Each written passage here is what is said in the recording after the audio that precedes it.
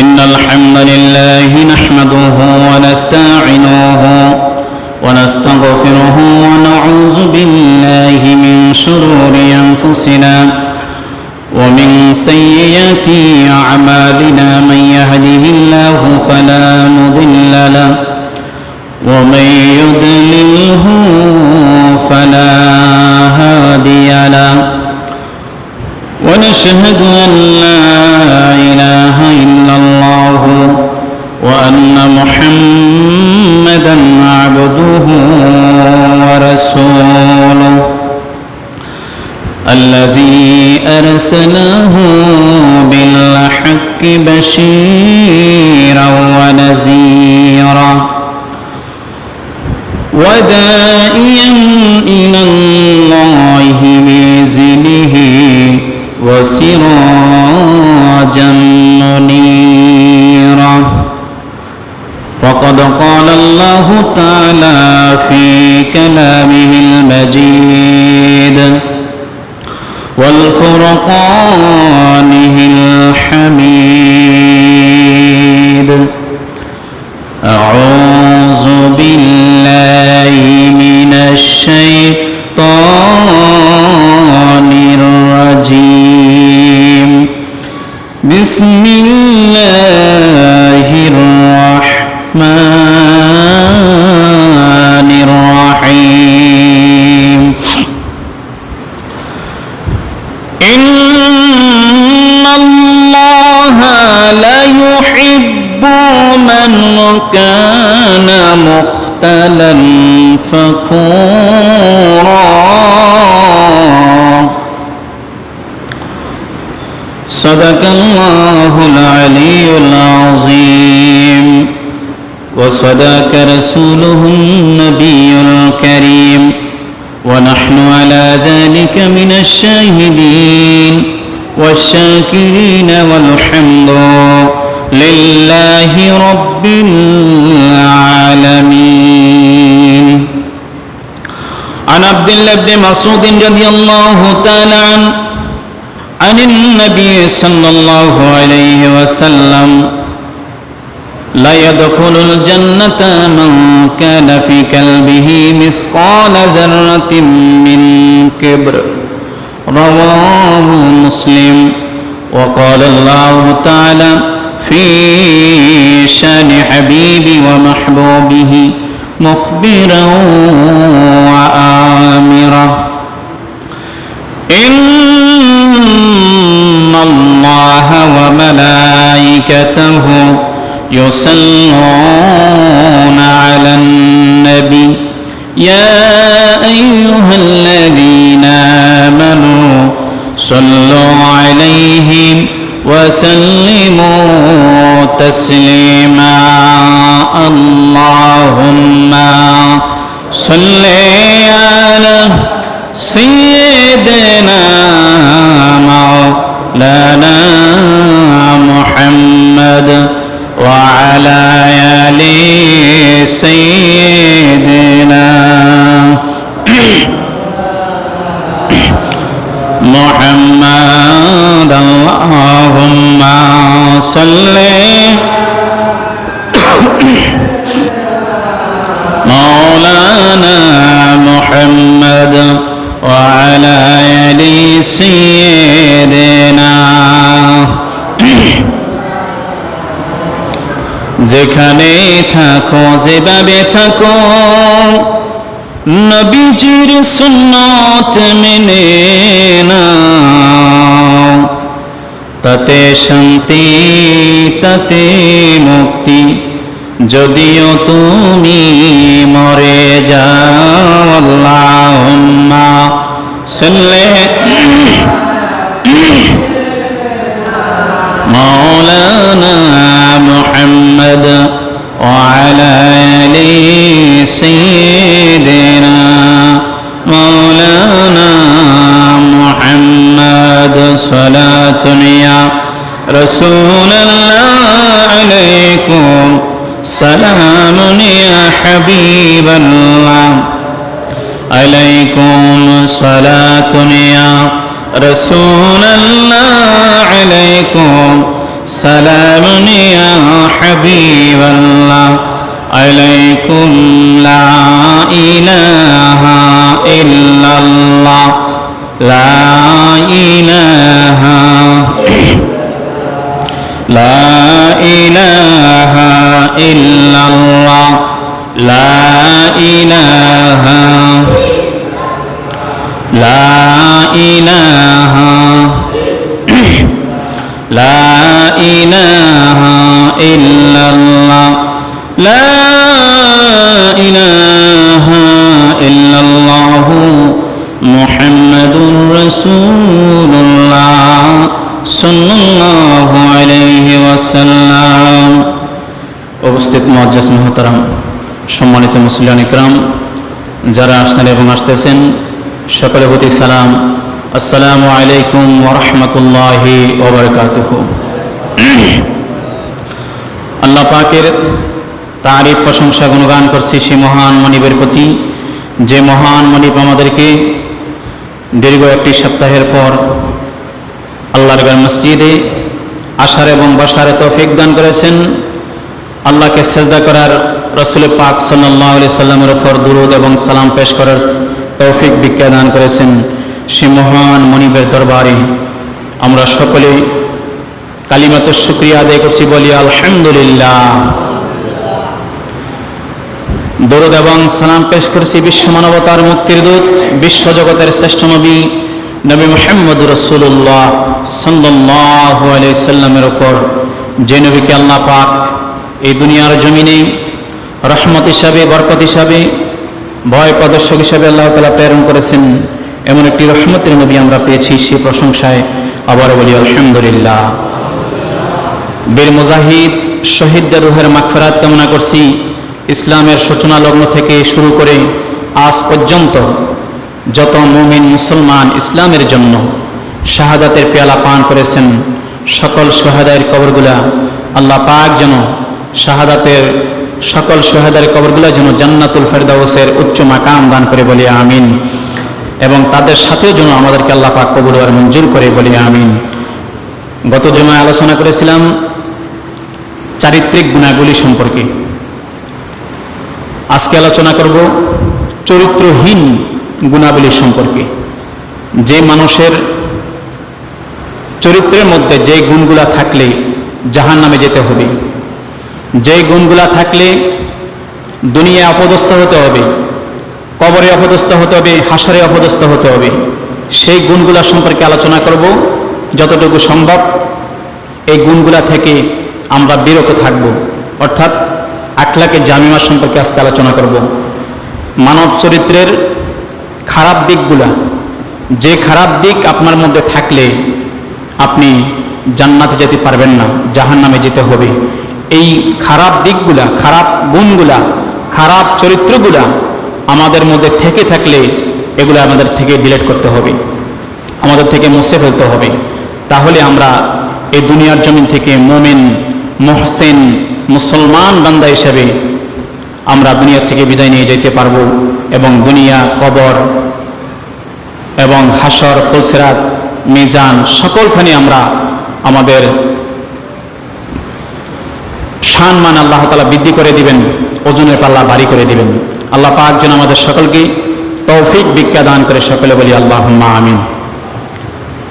খারাপ চরিত্রের মধ্যে একটা চরিত্র হলো অহংকার করা। আপনার মধ্যে যদি কোনো অহংকার থাকে, আপনার শক্তির অহংকার, সৌন্দর্যের অহংকার, টাকা পয়সার অহংকার, ক্ষমতার অহংকার, যেই দিক থাকুক না কেন আপনার মধ্যে যদি যাররা পরিমাণ অহংকার থাকে, আমার নবীজি সাল্লাল্লাহু আলাইহি সাল্লাম বলেছেন লা ইয়াদখুলুল জান্নাতা, সেই ব্যক্তি জান্নাতে প্রবেশ করতে পারবে না, বলেন নাউজুবিল্লাহ।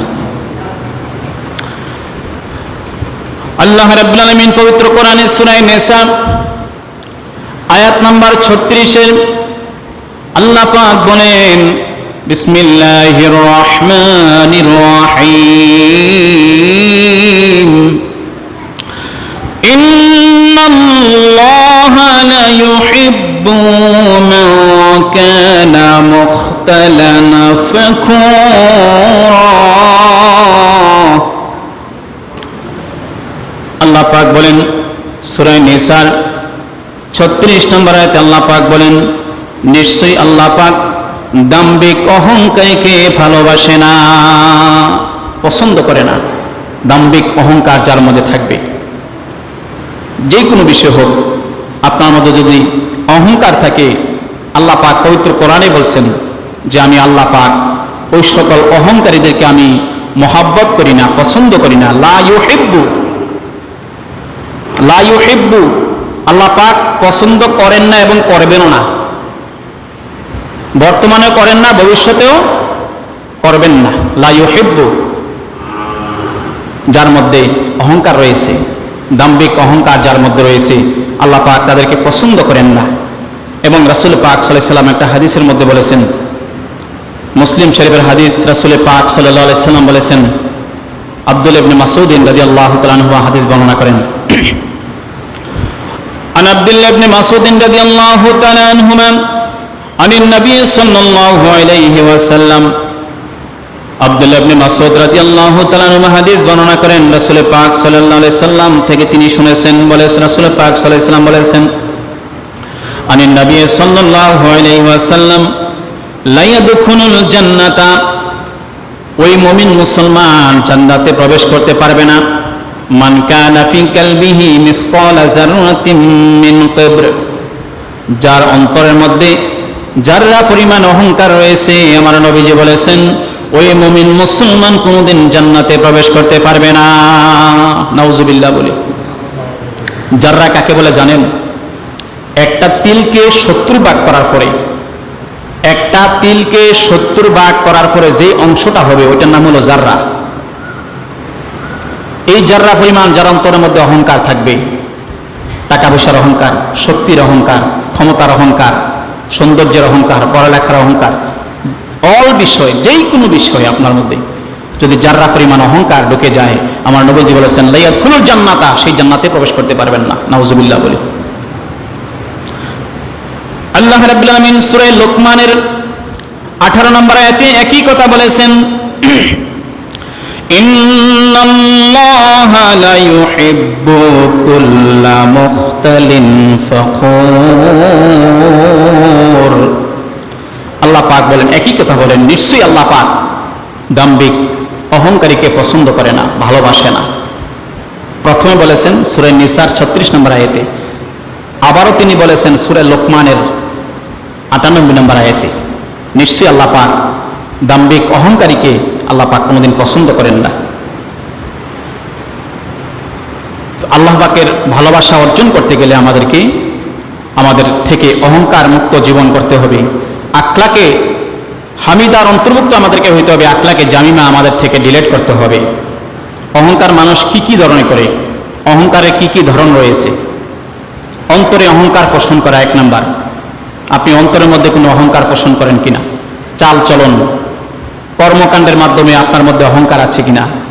কথাবার্তা আপনার মধ্যে অহংকার আছে কিনা? এই 3টা পদ্ধতিতে মানুষ অহংকার করে থাকে। 1 নম্বরে অন্তরে অন্তরে, 2 নম্বরে চাল চলন কর্মকাণ্ডের মাধ্যমে, 3 নম্বরে কথাবার্তার মাধ্যমে। এই 3টা মাধ্যমে মানুষ অহংকার করে থাকে। এই অহংকার থেকে আমাদেরকে ফিরে আসতে হবে, আর না হয় দুনিয়া এবং আখিরাত আমাদের জন্য অকল্যাণ হবে এবং জান্নাতে যাওয়া যাবে না। আর এই অহংকারটা হলো আল্লাহ পাকের বশন। রাসূল পাক সাল্লাল্লাহু আলাইহি সাল্লামের একজন সাহাবী আন হান্নাদিন রাদিয়াল্লাহু তাআলা قال رسول الله صلى الله عليه وسلم, হাদিসে কুদসি আল্লাহ পাক বলেন, قال الله تعالى, আল্লাহ পাক বলেন, আল কিবরিয়াউ রিদাই, অহংকার হলো আমার চাদর। আল্লাহ পাক বলেন অহংকার হলো আমার চাদর। এবং বলেন ওয়াল আজমাতুল ইজারি, এবং শ্রেষ্ঠত্ব হলো আমার লুঙ্গি স্বরূপ। ফামান নাজ্জাআনি ওয়াহিদান মিনহুমা, ফামান নাজ্জাআনি ওয়াহিদান মিনহুমা। রাসূল পাক সাল্লাল্লাহু আলাইহি ওয়াসাল্লাম বলেছেন, আল্লাহ পাক বলেন যেই ব্যক্তি এই 2টি জিনিস নিয়ে শরীক করে টানা হেরসা করেন, রাসূল পাক সাল্লাল্লাহু আলাইহি ওয়াসাল্লাম বলেছেন, আল্লাহ পাক বলেন কাযাফতুহু ফিন্নার, আমি তাদেরকে দোজখের মধ্যে নিক্ষেপ করব। নাউযুবিল্লাহ বলেন। কারণ একটা উদাহরণ দিলে বুঝতে পারবেন। আল্লাহ পাক বলেছেন, আল্লাহ পাকের অহংকার হলো আল্লাহ পাকের চাদর স্বরূপ। চাদর কেমন? আপনি শীতকালে একটা চাদর গায়ে দিয়ে হাঁটতেছেন, কোনো মানুষ যদি আপনার চাদরটা টান দিয়ে নিয়ে যায়, আপনার কাছে কেমন লাগবে? খারাপ লাগবে অবশ্যই। আল্লাহ পাক বলেন অহংকার হলো আমার চাদর, যে ব্যক্তি আমার চাদর নিয়ে টানা হেসরা করে ওই ব্যক্তিকে আমি আল্লাহ পাক দোজখের মধ্যে নিক্ষেপ করব। বলেন নাউযুবিল্লাহ। তাহলে আমাদের মধ্যে যাদের মধ্যে অহংকার রয়েছে, দাম্ভিকতা রয়েছে, যদিও থেকে থাকে যারা পরিমাণ, আজকে থেকে ডিলিট করে দেব। অহংকার মুক্ত জীবন গঠন করার চেষ্টা করব। আল্লাহ পাক যেন আমাদের সকলকে বোঝার এবং আমল করার তৌফিক দান করে। সকলে বলি আল্লাহুম্মা আমিন। এবং যে ব্যক্তি অহংকার করবে তার কেমন হবে? রাসূল পাক সাল্লাল্লাহু আলাইহি সাল্লাম বলেছেন একটা হাদিসের মধ্যে, নবীজি সাল্লাল্লাহু আলাইহি সাল্লাম বলেছেন যে ব্যক্তি অহংকার করবে, মুসলিম শরীফের হাদিস, عن عبد الله بن مسعود رضي الله تعالى عنهما قال قال رسول الله صلى الله عليه وسلم لا يدخل الجنة من كان في قلبه مثقال ذرة من كبر। আব্দুল্লাহ ইবনে মাসউদ বলেন রাসূল পাক সাল্লাল্লাহু আলাইহি সাল্লাম বলেছেন, যার অন্তরের মধ্যে যারা পরিমাণ অহংকার থাকবে, নবীজি বলেছেন লা ইয়াদখুলুল জান্নাতা, সেই ব্যক্তি জান্নাতে প্রবেশ করতে পারবে না। নাউযুবিল্লাহ। ক্বালা, একজন সাহাবী রাসূল পাক সাল্লাল্লাহু আলাইহি সাল্লামকে বলল, ক্বালা রাজুলুন, একটা লোক বলল, ইয়া রাসূলুল্লাহ, ইয়া হাবিবাল্লাহ, ইন্না রাজুলা ইউহিব্বু আইয়াকুনা সাওবুহু হাসানা ওয়া না'লুহু হাসানা। রাসূল পাক সাল্লাল্লাহু আলাইহি সাল্লাম রাসূল পাক সাল্লাল্লাহু আলাইহি সাল্লামকে একজন সাহাবী বললেন, ক্বালা রাজুলুন, একজন লোক বলল, ইন্না রাজুলা ইউহিব্বু আইয়াকুনা সাওবুহু হাসানা, একজন মানুষ উত্তম পোশাক পরিধান করতে ভালোবাসে। উত্তম পোশাক, সুন্দর সুন্দর পোশাক পরিধান করতে সে ভালোবাসে। সাওবুহু হাসানা শব্দের অর্থ হলো উত্তম পোশাক। উত্তম পোশাক পরিধান করতে সে ভালোবাসে। এবং কি বলেছেন? ওয়া না'লুহু হাসানা, এবং সে উত্তম জুতা পরিধান করতে মানুষ ভালোবাসে। এগুলা করলে কি অহংকার হবে? সাহাবীরা প্রশ্ন করেন রাসূল পাক সাল্লাল্লাহু আলাইহি সাল্লামকে। ক্বালা, রাসূল পাক সাল্লাল্লাহু আলাইহি সাল্লাম বলেছেন, ইন্নাল্লাহা, নিশ্চয়ই আল্লাহ তাআলা, জামিলুন, আল্লাহ তাআলা হলো সুন্দর, ইউহিব্বুল জামাল, আল্লাহ পাক সুন্দরকে মহব্বত করে ভালোবাসে। বলুন সুবহানাল্লাহ। আল্লাহ পাক নিজেও সুন্দর, যারা সুন্দর মতো চলাফেরা করে, উত্তম পোশাক পরিধান করে, তাদেরকে আমার আল্লাহ পাক মহব্বত করে ভালোবাসে। সুবহানাল্লাহ। যদি তার মধ্যে অহংকার না থাকে। আমার নবীজি সাল্লাল্লাহু আলাইহি সাল্লাম বলেছেন, নবীজি সাল্লাল্লাহু আলাইহি সাল্লাম বলেছেন, ওয়া গামতুন নাসিম, রাসূল পাক সাল্লাল্লাহু আলাইহি সাল্লাম বলেছেন, একজন মানুষ যখন এই কথাগুলো বলল, কোন মানুষ উত্তম পোশাক পরিধান করাকে মহব্বত করে, সুন্দর জুতা ব্যবহার করা, সুন্দর জুতা পায়ে দেওয়াকে সে মহব্বত করে ভালোবাসে। রাসূল পাক সাল্লাল্লাহু আলাইহি সাল্লাম বলেছেন, ক্বালা, তিনি বলেন, ইন্নাল্লাহা, নিশ্চয়ই আল্লাহ পাক, জামিলুন, আল্লাহ পাক সুন্দর, ইউহিব্বুল জামাল, আর সুন্দরকে আল্লাহ পাক মহব্বত করেন। আল কিবরু বাতনুল হক, প্রকৃতপক্ষে অহংকার হলো সুন্দর পোশাক পরিধান করা অহংকার নয়, সুন্দর জুতা পরিধান করা অহংকার নয়। প্রকৃতপক্ষে অহংকার হলো, রাসূল পাক সাল্লাল্লাহু আলাইহি সাল্লাম বলেছেন, আল কিবরু, অহংকারটা হলো বাতনুল হক, সত্যটা জানার পরে যে ব্যক্তি সত্যকে ছেড়ে দেয়।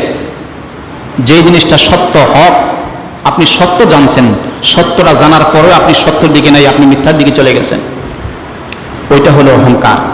রাসূল পাক সাল্লাল্লাহু আলাইহি সাল্লাম বলেছেন, ওয়াগামতুন নাস, এবং মানুষকে তুচ্ছ তাচ্ছিল্য করা। মানুষকে তুচ্ছ তাচ্ছিল্য করা হলো অহংকার। সত্য জানার পরে সত্যকে না মেনে নেওয়া হলো অহংকার। এই দুইটা খাসলত আমাদের মধ্যে আছে। নামাজ পড়া সত্য, আমরা জানি। রোজা রাখা সত্য, এটা আমরা জানি। আল্লাহর হুকুম বিধান পালন করা সত্য। নবীজির সুন্নাত তরিকা মোতাবেক জীবন গঠন করতে হবে, এটা সত্য আমরা জানি। জানার পরেও আমরা মানি না, আমরা অহংকারী হয়ে গেলাম। আমার নবীজি বলেছেন, লা ইয়াদখুলুল জান্নাতা, সেই ব্যক্তি জান্নাতে প্রবেশ করতে পারবে না। যাররা পরিমাণ যদি আমাদের মধ্যে অহংকার থেকে থাকে, আমরা কোনোদিন জান্নাতে প্রবেশ করতে পারবো না। এই খাসরত থেকে আমাদেরকে ফিরে আসতে হবে। আমরা যা জানি সত্য হিসাবে জানলাম, ওই সত্যটাকে যে ব্যক্তি গ্রহণ করবে না, সেই ব্যক্তি অহংকার করল। নবীজি বলেছেন, আল কিবরু বাতনুল হক, যে ব্যক্তি সত্যটা জানার পরেও গ্রহণ করতে পারলো না, নিল না, সেই ব্যক্তি যেন অহংকার করলো। এবং ওয়াগামতুন নাস, এবং মানুষকে অবজ্ঞা করলো, তুচ্ছ তাচ্ছিল্য করলো, সেই ব্যক্তি যেন অহংকার করলো। আর সেই ব্যক্তি জান্নাতে প্রবেশ করতে পারবে না। মুসলিম শরীফের হাদিস। এবং রাসূল পাক সাল্লাল্লাহু আলাইহি ওয়াসাল্লাম বলেছেন, এই দুনিয়ার জমিনে যারা অহংকার করে চলবে, সত্যকে সত্য হিসাবে মেনে নেবে না, মানুষকে তুচ্ছ তাচ্ছিল্য করবে, অহংকার করে চলবে, ক্ষমতার অহংকার দেখাবে, শক্তির অহংকার দেখাবে, টাকা পয়সার অহংকার দেখাবে, স্বাস্থ্যের অহংকার দেখাবে, বিভিন্ন জিনিসের অহংকার দেখাবে। আমার নবীজি সাল্লাল্লাহু আলাইহি ওয়াসাল্লাম বলেছেন, হাদিস মুবারকের মধ্যে, মুসলিম শরীফের হাদিস, ক্বালান নবী সাল্লাল্লাহু আলাইহি ওয়াসাল্লাম, ইহশারুল মুতাকাব্বিরুনা আমসালাজ যাররি ইয়াওমাল কিয়ামাতি ফি সুরির রিজাল। নবীজি বলেছেন, কিয়ামতের ময়দান যেদিন কায়েম হয়ে যাবে, ওই কিয়ামতের ময়দানে দুনিয়ার জমিনে যারা অহংকার করে চলছে, সত্যকে সত্য হিসাবে মেনে নিতে পারে নাই, মানুষকে তুচ্ছ তাচ্ছিল্য করেছে, ক্ষমতার অহংকার দেখিয়েছে, শক্তির অহংকার দেখিয়েছে, টাকা পয়সার অহংকার দেখিয়েছে, বিভিন্ন জিনিসের অহংকার দেখিয়েছে। আমার নবীজি সাল্লাল্লাহু আলাইহি ওয়াসাল্লাম বলেছেন, মুতাকাব্বিরদেরকে আল্লাহ পাক কিয়ামতের ময়দানে পিঁপড়ার মতো মানুষের স্রোতে কিয়ামতের ময়দানে উঠাবে, বলেন নাউজুবিল্লাহ। নবীজি বলেছেন, কিয়ামতের ময়দানে অহংকারী লোকরা, যারা অহংকার করছে, এই অহংকারী লোকরা কিয়ামতের ময়দানে, আপনি দেখুন একটা পিঁপড়া হাঁটতেছে, মানুষের মতন পিঁপড়া, এই পিঁপড়ার মতন এই মানুষগুলো হাঁটতেছে কিয়ামতের ময়দানে। তখন আপনি মনে করবেন যে মানুষগুলো অহংকারী ছিল। দুনিয়ার মধ্যে যে আল্লাহ পাক যে সত্য দিন, সত্য ধর্ম নবীজিকে পাঠিয়েছেন, কোরআনকে পাঠিয়েছেন, নবীজিকে পাঠিয়েছেন, এই সত্য ধর্ম গ্রহণ করতে পারে নাই, জানার পরেও ওই সকল মানুষদেরকে আল্লাহ পাক কিয়ামতের ময়দানে পিঁপড়ার মতন কিয়ামতের ময়দানে উঠাবে। এবং রাসূল পাক সাল্লাল্লাহু আলাইহি ওয়াসাল্লাম বলেছেন, ইয়াগশাহুমুল যুল্লু, নবীজি বলেছেন, ইয়াগশাহুমুল যুল্লু মিন কুল্লি মাকানি, প্রত্যেকটি স্থান থেকে অপমান লাঞ্ছনা তাদেরকে গ্রাস করে ফেলবে। যত প্রকারের লাঞ্ছনা আছে, যত প্রকারের অপমান আছে, সমস্ত অপমানগুলো তাদের উপরে যাবে। এবং তারা এমন শরম পাবে, সারা জীবন দুনিয়ার মধ্যে চলাফেরা করছে, এত শরম পায় নাই তারা। তখন ওই কিয়ামতের ময়দানে এত শরম তারা পাবে, এত অপমানিত তারা হবে, যারা দুনিয়াতে অহংকার করেছে, আল্লাহর দিনকে মেনে নিতে পারে নাই, দাম্ভিকতা দেখিয়েছে, ওই সকল মানুষরা পিঁপড়ার আকৃতিতে কিয়ামতের ময়দানে উঠবে। আমার নবীজি সাল্লাল্লাহু আলাইহি ওয়াসাল্লাম বলেছেন, ইয়াগশাহুমুজ যুল্লু মিন কুল্লি মাকান, ওই স্থানের মধ্যে তারা মানুষ লাঞ্ছনা তাদেরকে গ্রাস করে ফেলবে, অপমান তাদেরকে গ্রাস করে ফেলবে। নবীজি বলেছেন, ইউসাকুনা ইলা সিজনি ইউসাম্মা বুলাস, বুলাস নামক কারাগারের মধ্যে ফেরেশতারা পিটিয়ে পিটিয়ে তাদেরকে জাহান্নামে নিয়ে যাবে, বলেন নাউজুবিল্লাহ। বুলাস নামক কারাগার, জাহান্নামের একটা নাম হলো বুলাস নামক একটা কারাগার রয়েছে জাহান্নামের। এই বুলাস নামক জাহান্নামের মধ্যে এই অহংকারীদেরকে ফেরেশতারা পিটিয়ে পিটিয়ে তাদেরকে নিয়ে যাবেন। রাসূল পাক সাল্লাল্লাহু আলাইহি ওয়াসাল্লাম বলেছেন, ইউসাকুনা ইলা সিজনি ইউসাম্মা বুলাস, বুলাস নামক কারাগারের মধ্যে তাদেরকে নেওয়া হবে। নবীজি বলেছেন, তা'লুহুম নারুল আনিয়ার, এবং তাদেরকে দোজখের আগুন গ্রাস করে ফেলবে। বুলাস নামক কারাগারে নেওয়ার সাথে সাথে আগুন তাদেরকে ধরে ফেলবে। এবং রাসূল পাক সাল্লাল্লাহু আলাইহি ওয়াসাল্লাম বলেছেন, ইউসাকুনা মিন উসরাতি আহলিন নার, বলেন নাউজুবিল্লাহ। এই হাদিসের পরবর্তী অংশের অর্থ হলো, জাহান্নামের মধ্যে, বুলাস নামক কারাগারের মধ্যে তাদেরকে নেওয়ার পরে জাহান্নামীদেরকে আগুনে যখন গ্রাস করে ফেলবে, রাসূল পাক সাল্লাল্লাহু আলাইহি ওয়াসাল্লাম বলেছেন, এই মুহূর্তে তাদেরকে সামনে ইউসাকুনা মিন উসরাতি আহলিন নার, দোজখীদের ফুজ পেয়ালায় করে আনা হবে তাদেরকে খাওয়ানোর জন্য, বলেন নাউজুবিল্লাহ।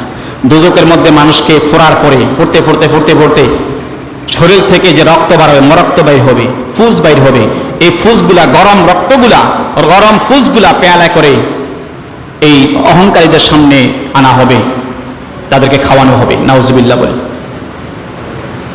এমন কঠোরভাবে তাদেরকে শাস্তি দিবেন বুলাস নামক কারাগারে নিয়ে। যারা দুনিয়ার জমিনে অহংকার করেছে, কেমন অহংকার করেছে? আল্লাহর দিনকে মেনে নেয় নাই, সত্য দিন, সত্য কোরআন, সত্য নবী জানার পরেও সেই দিনটা গ্রহণ করতে পারে নাই। ওই সকল মানুষদেরকে, অহংকারী মানুষদেরকে আল্লাহ পাক কিয়ামতের ময়দানে বুলাস নামক কারাগারের মধ্যে নিয়ে এইভাবে করে শাস্তি দিতে হবে কিয়ামত পর্যন্ত। বলেন নাউজুবিল্লাহ। কিয়ামতের ময়দানে শাস্তি দিবেন এবং জাহান্নামে তাদেরকে পাঠিয়ে দিবেন।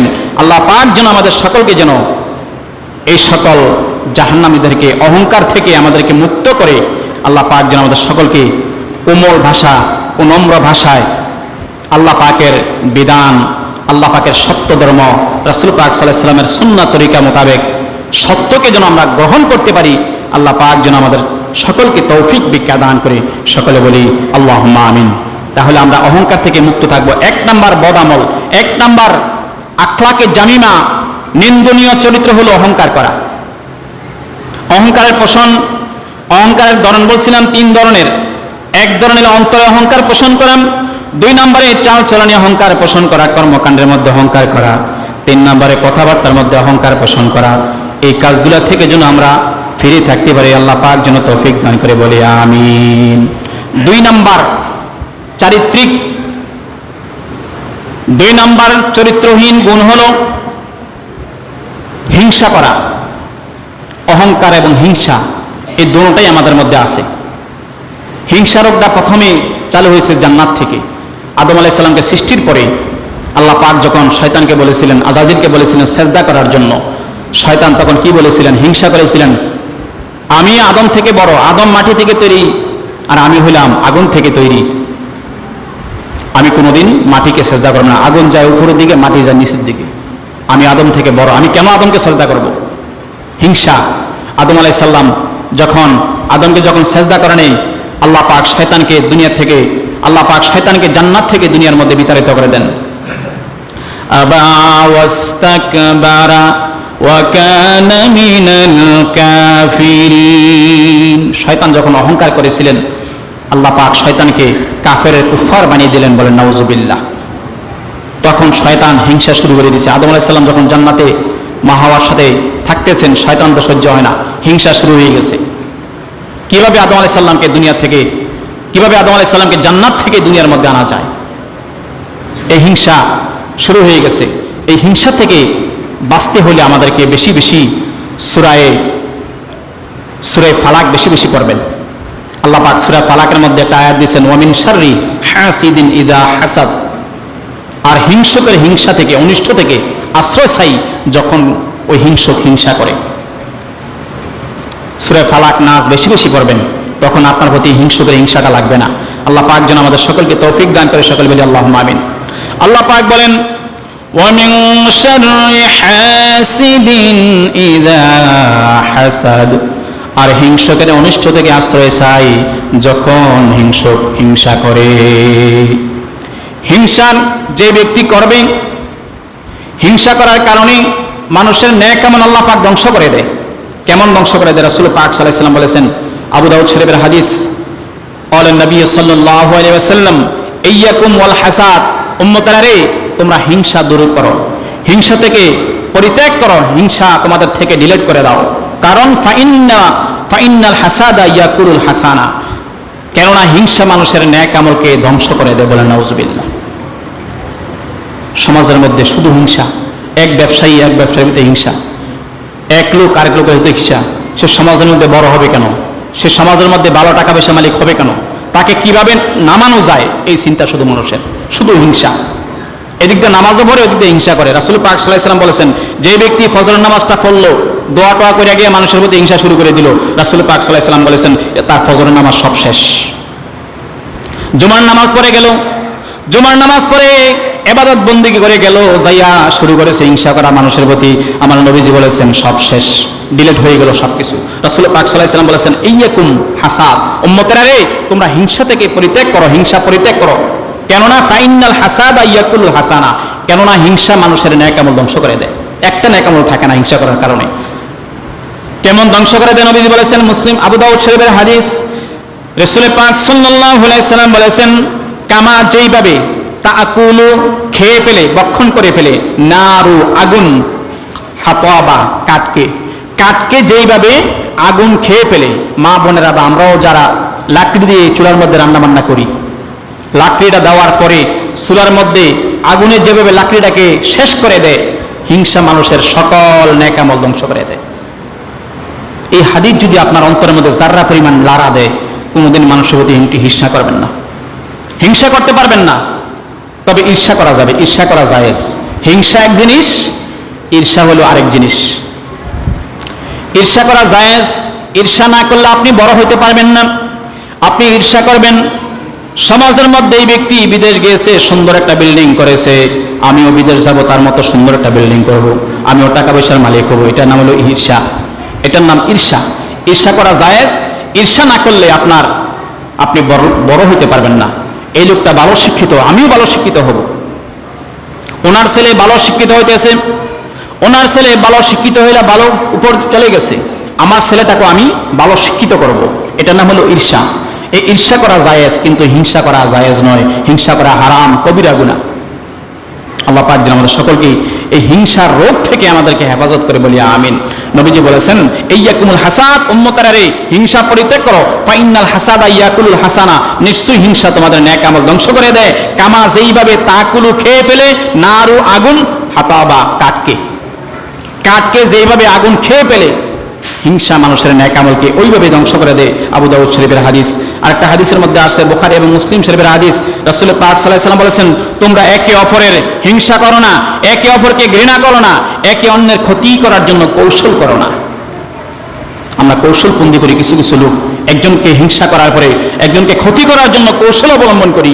রাসূল পাক সাল্লাল্লাহু আলাইহি ওয়াসাল্লাম বলেছেন, বুখারী এবং মুসলিম শরীফের হাদিস, তোমরা একে অপরের ক্ষতি করার জন্য কৌশল অবলম্বন করো না, তোমরা আল্লাহর বান্দা হিসাবে পরস্পর ভাই ভাই হিসাবে হয়ে যাও। বুখারী এবং মুসলিম শরীফের হাদিস। সুবহানাল্লাহ। পূর্ববর্তী উম্মতের দুইটা রোগ ছিল।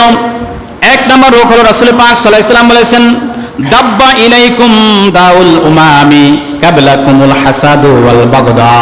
রাসূল পাক সাল্লাল্লাহু আলাইহি ওয়াসাল্লাম বলেছেন, পূর্ববর্তী উম্মতের দুইটা রোগ ছিল। এক নম্বর রোগ হলো হাসাদ, হিংসা, আর একটা হলো বাগদা, আরেকটা হলো ঘৃণা। হিংসা এবং ঘৃণা, এই দুইটা রোগ ছিল পূর্ববর্তী উম্মতের। আমাদের জন্য এই দুইটা রোগ না থাকে, রাসূল পাক সাল্লাল্লাহু আলাইহি ওয়াসাল্লাম আমাদেরকে হুঁশিয়ারি দিয়েছেন, বাইহাকী শরীফের হাদিস। এবং রাসূল পাক সাল্লাল্লাহু আলাইহি ওয়াসাল্লাম আরেকটা হাদিসের মধ্যে বলেছেন, আদাবুল মুফরাদ কিতাবের মধ্যে হাদিসটা এসেছে, রাসূল পাক সাল্লাল্লাহু আলাইহি ওয়াসাল্লাম বলেছেন, তিন ব্যক্তির গুনাহ আল্লাহ পাক মাফ করবেন না। এক নম্বরে, তার মধ্যে এক নম্বর হলো অন্যের প্রতি যারা হিংসা বিদ্বেষ করে।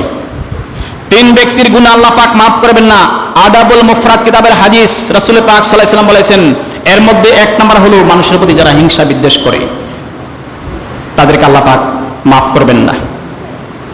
রাসূল পাক সাল্লাল্লাহু আলাইহি ওয়াসাল্লাম আরেকটা হাদিসের মধ্যে বলেছেন, তিরমিজি শরীফের হাদিস, তোমাদের পূর্ববর্তী জাতির সমূহের মণ্ডনকারী রোগের মধ্যে ঘৃণা এবং হিংসা তোমাদের দিকে হামাগুড়ি দিয়ে আসিতেছে।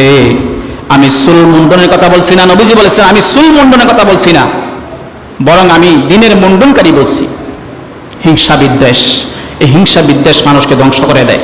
হিংসা বিদ্বেষের কারণে মানুষের প্রতি মানুষ শত্রুতা সৃষ্টি হয়। এই হিংসা বিদ্বেষ আমাদের থেকে ডিলিট করতে হবে। আল্লাহ পাক যেন তৌফিক দান করে, সকলে বলি আল্লাহুম্মা আমিন। দুই নাম্বার পেলাম হিংসা। তিন নাম্বার হলো অশ্লীল ব্যবহার। আখলাকে জামিমা, নিন্দনীয় চরিত্রের মধ্যে তিন নাম্বার ব্যবহার হলো অশ্লীল ব্যবহার করা। এই অশ্লীল ব্যবহার থেকে আমাদেরকে ফিরে থাকতে হবে। রাসূল পাক সাল্লাল্লাহু আলাইহি ওয়াসাল্লাম বলেছেন, এই অশ্লীল ব্যবহার যারা করবে তারা কিয়ামতের ময়দানে সবচেয়ে নিকৃষ্ট ব্যক্তি হবে, নাউজুবিল্লাহ বলে। অশ্লীল ব্যবহার না করার জন্য আল্লাহ পাক বলেছেন, সূরা আনামের 151 নম্বর আয়াতে আল্লাহ পাক বলেন, ওয়ালা তাকরাবুল ফাওয়াহিশা। আল্লাহ পাক বলেন, ও আমার বান্দারা, অশ্লীলতার কাছেও তোমরা যেও না, অশ্লীলতার কাছেও তোমরা যেও না। মা যাহারা মিনহা ওয়া মা বাতানা, প্রকাশ্যে হোক গোপনে হোক, প্রকাশ্যে হোক গোপনে হোক, তোমরা অশ্লীলতার কাছেও যেও না। আল্লাহ পাক ডাইরেক্ট অর্ডার করেছেন আমাদেরকে, সূরা আনাম 151 নম্বর আয়াতে। রাসূল পাক সাল্লাল্লাহু আলাইহি সাল্লামকে আল্লাহ পাক বলেন, হে নবী আপনি বলুন, কুল, হে নবী আপনি বলুন, ইন্নামা হাররামা রাব্বিয়াল ফাওয়াহিশা হে নবী, আপনি বলুন আপনার উম্মতদেরকে, তোমাদের রব তো তোমাদেরকে হারাম করেছেন অশ্লীলতাকে, নাউজুবিল্লাহ বলি, তোমাদের রব তোমাদের উপর হারাম করেছেন অশ্লীলতাকে। মা জহারা ওয়া মা বাতানা, গোপনে হোক প্রকাশ্যে হোক, ওয়াল ইসমা, এবং পাপকে এবং অশ্লীলতাকে আল্লাহ পাক হারাম ঘোষণা করেছেন। সুবহানাল্লাহ। আল্লাহ পাক যেন সে অশ্লীলতা থেকে, ঘৃণা থেকে, অশ্লীলতা থেকে এবং পাপ থেকে যেন আমরা বিরত থাকতে পারি, আল্লাহ পাক যেন তৌফিক দান করে। সকলে বলি আল্লাহুম্মা আমিন। এই অশ্লীল ব্যবহার, অশ্লীল কথা, আপনি আপনার জবান ভালো না, এই অশ্লীল কথার কারণে যে ব্যক্তি আপনাকে পরিত্যাগ করবে, রাসূল পাক সাল্লাল্লাহু আলাইহি ওয়াসাল্লাম বলেছেন, মুসলিম শরীফের হাদিস, আপনার কেমন হবে কিয়ামতের ময়দানে। নবীজি বলেছেন, ক্বালান নবী সাল্লাল্লাহু আলাইহি ওয়াসাল্লাম, ইন্না শাররান নাসি ইনদাল্লাহি মানজিলাতান ইয়াউমাল কিয়ামাহ। নবীজি বলেছেন, কিয়ামতের ময়দান যেদিন কায়েম হয়ে যাবে, কিয়ামতের ময়দানে ওই ব্যক্তিরা সবচেয়ে নিকৃষ্ট ব্যক্তি হবে। ইন্না শাররান নাসি ইনদাল্লাহি মানজিলাতাল ইয়াউমাল কিয়ামাহ। কিয়ামতের ময়দানে আল্লাহর কাছে ওই ব্যক্তি সবচেয়ে নিকৃষ্ট হবে। সেই ব্যক্তি কোন ব্যক্তি? মান, যেই ব্যক্তিকে তারা কাহুন নাস, মানুষ তাকে তরক করেছে, ছেড়ে দিয়েছে। কেন? ইত্তাকা ফুহুশিহি, তার খারাপ আচরণের কারণে। কোন মানুষের মুখের ভাষা খারাপ, খারাপ আচরণের কারণে কোন মানুষ যদি তাদেরকে ছেড়ে দেয়, আমার নবীজি বলেছেন ওই ব্যক্তিরা হলো সবচেয়ে নিকৃষ্ট হবে কিয়ামতের ময়দানে আল্লাহর সামনে উঠবে। বলেন নাউজুবিল্লাহ। আল্লাহ পাক যেন আমাদের সকলকে অশ্লীল ব্যবহার থেকে আমাদেরকে ফিরে থাকার তৌফিক ভিক্ষা দান করে। সকলে বলি আল্লাহুম্মা আমিন। এবং রাসূল পাক সাল্লাল্লাহু আলাইহি ওয়াসাল্লাম একটা হাদিসে বলেছেন, কানজুল উম্মালের হাদিস, রাসূল পাক সাল্লাল্লাহু আলাইহি ওয়াসাল্লাম বলেছেন, আল জান্নাতুল হারাম, নবীজি বলেছেন, আল জান্নাতু হারামুন আলা কুল্লি ফাহিশিন আইয়াদখুলাহা। প্রত্যেক অশ্লীল ব্যবহারকারীর জন্য জান্নাতে প্রবেশ করা হারাম। অশ্লীল ব্যবহার যারা সমাজে করবে, দেশের মধ্যে করবে, তাদের জন্য জান্নাত হারাম। কানজুল উম্মালের হাদিস।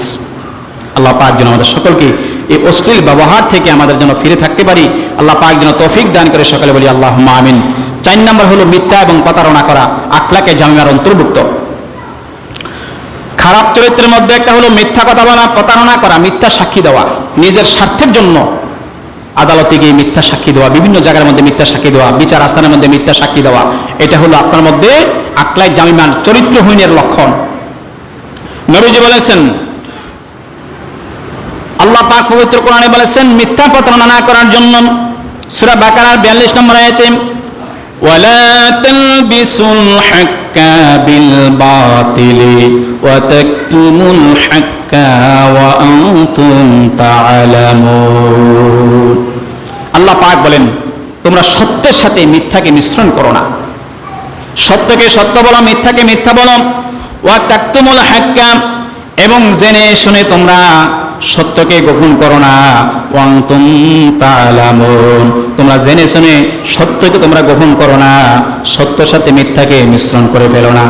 আল্লাহ পাক যেন আমাদের সকলকে সত্যকে সত্য জানার তৌফিক দান করে, মিথ্যাকে মিথ্যা জানার তৌফিক দান করে, সত্য কথা বলার তৌফিক দান করে, সত্য সাক্ষী দেওয়ার তৌফিক দান করে। বলি আমিন। আমরা সত্য সাক্ষী দেব, সত্য কথা বলবো। রাসূল পাক সাল্লাল্লাহু আলাইহি ওয়াসাল্লাম বলেছেন, 3 নম্বর কবিরা গুনার মধ্যে সত্য কথা বলা এবং সত্য কথা না বলা এবং মিথ্যা সাক্ষী দেওয়া হলো 3 নম্বর কবিরা গুনাহ। আল্লাহ পাক যেন আমাদের সকলকে এই কাজগুলো থেকে ফিরে থাকার তৌফিক দান করে। সকল বলি আল্লাহুম্মা আমিন। মিথ্যা এবং প্রতারণা, আপনি কোনো মুমিন মুসলমানের প্রতি প্রতারণা করতে পারবেন না, যে কোনো বিষয়। নবীজি বলেছেন তিরমিজি শরীফের হাদিস, قال النبي صلى الله عليه وسلم من غش فليس منا।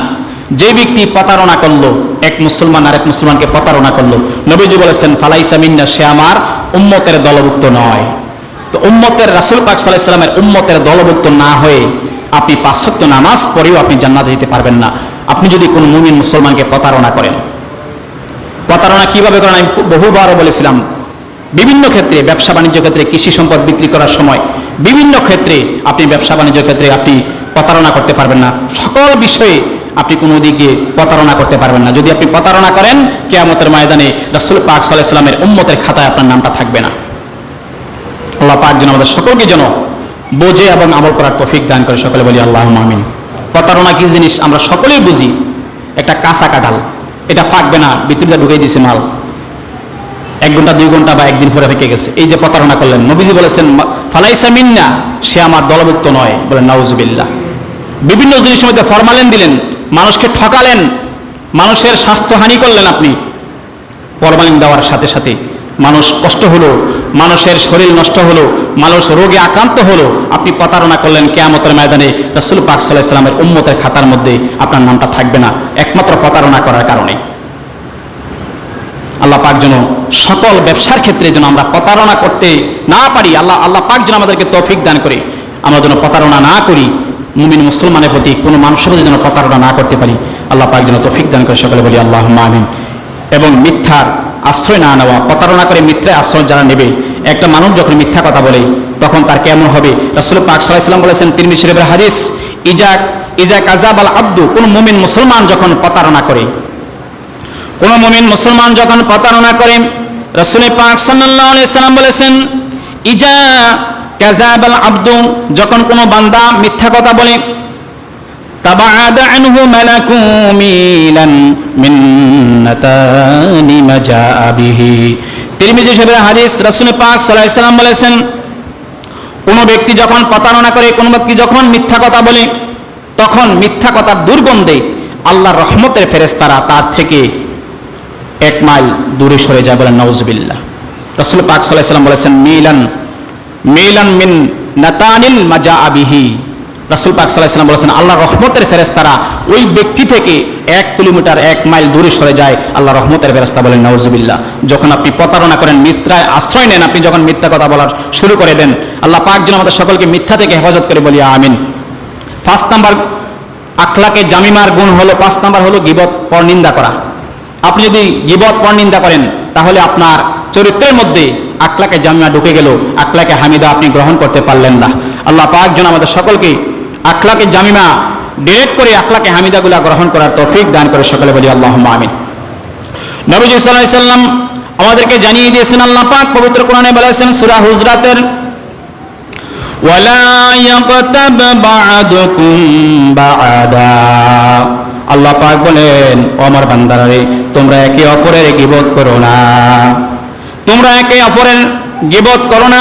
আইয়ুহিব্বু আহাদুকুম, তোমরা কি পছন্দ করো, আইয়াকুলা লাহমা আখিহি মাইতা, মৃত ভাইয়ের গোশত খাওয়া তোমরা কি পছন্দ করো নাকি? আল্লাহ পাক প্রথমে বলেছেন, তোমরা একে অপরের গীবত পরনিন্দা করো না।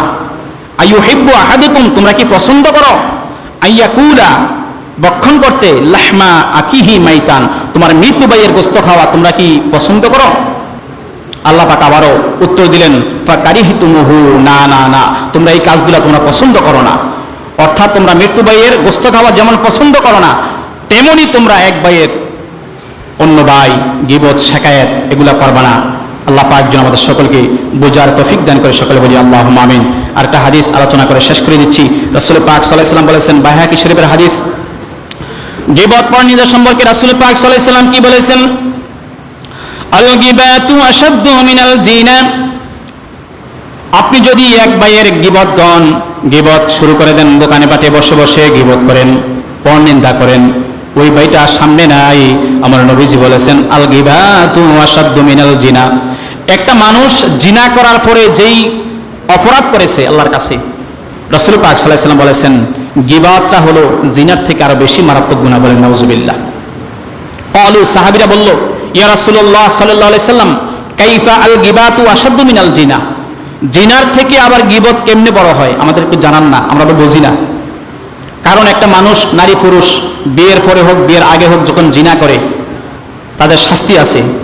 নারী পুরুষ বিয়ের আগে জিনা করলে তাকে 100টা বেত মারে, আর বিয়ের পরে যে ব্যক্তি নারী পুরুষ ধরা খায় তাদেরকে ইসলামী আইন হলো এই পর্যন্ত মাটির নিচে দিবে, দেওয়ার পরে পাথর মেরে রজম করা হবে, তাকে দুনিয়া থেকে বিদায় করে দেওয়া হবে। এটা হলো ইসলামী আইন, যদি বিয়াতি নারী পুরুষ ধরা খায়। রাসূল পাক সাল্লাল্লাহু আলাইহি ওয়াসাল্লামকে সাহাবীরা প্রশ্ন করলো, ইয়া রাসূলুল্লাহ, ইয়া হাবিবাল্লাহ, জিনা করা এত মারাত্মক অপরাধ, এই মারাত্মক অপরাধের উপরে গুনাহ হলো গীবত করা, কারণটা কি?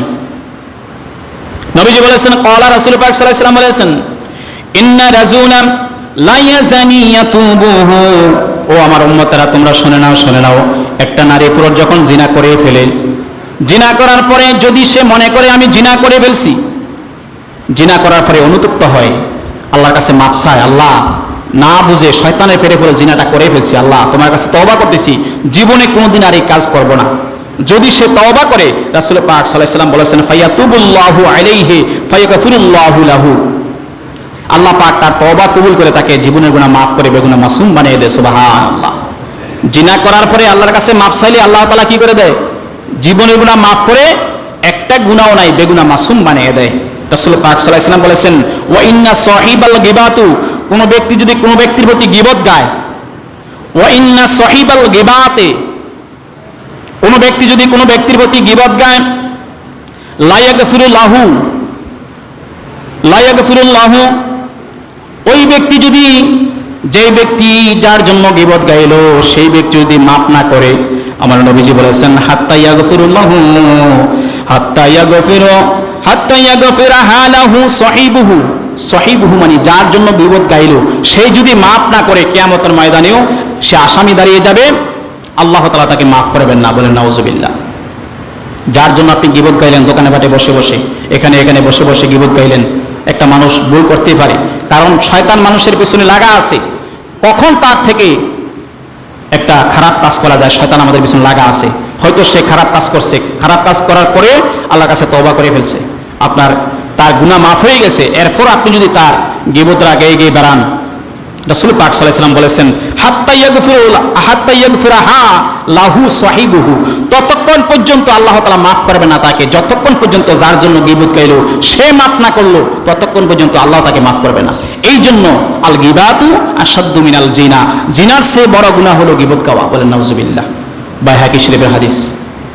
আল্লাহ পাক যেন আমাদের সকলকে যেন এই গীবত, পরনিন্দা, অহংকার, হিংসা, বিদ্বেষ থেকে যেন আমরা, মিথ্যা প্রতারণা থেকে যেন আমরা ফিরে থাকতে পারি, আখলাকে জামিমাগুলো যেন আমরা ডিলিট করতে পারি, আখলাকে হামিদা যেন আমরা গ্রহণ করতে পারি। আল্লাহ পাক যেন তৌফিক ভিক্ষা দান করে। সকলে বলি আল্লাহুম্মা আমিন।